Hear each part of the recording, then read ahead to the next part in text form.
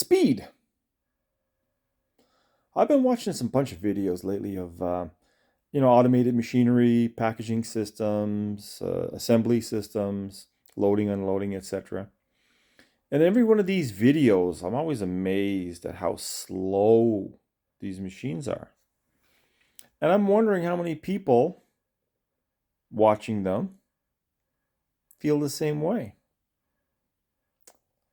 The reason that these machines are moving slow is that 99% of the time they've been slowed down so that we can see the motions that these machines are enacting.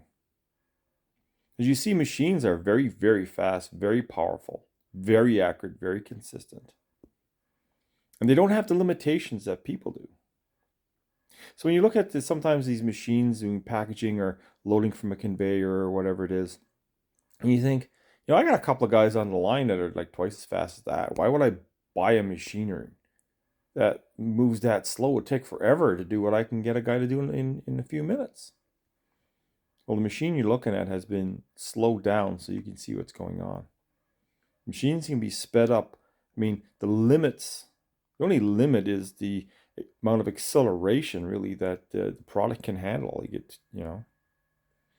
And beyond that, you do get a diminishing return beyond a certain speed because your motors, etc., have to get bigger.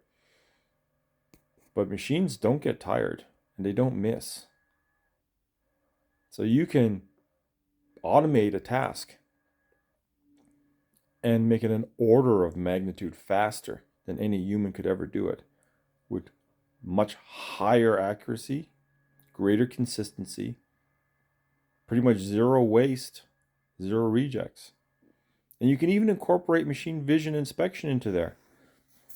So as the product is coming through, you can test it right there as it's coming through, and you can look for the flaws that takes people forever to find. And you can do it all on the fly.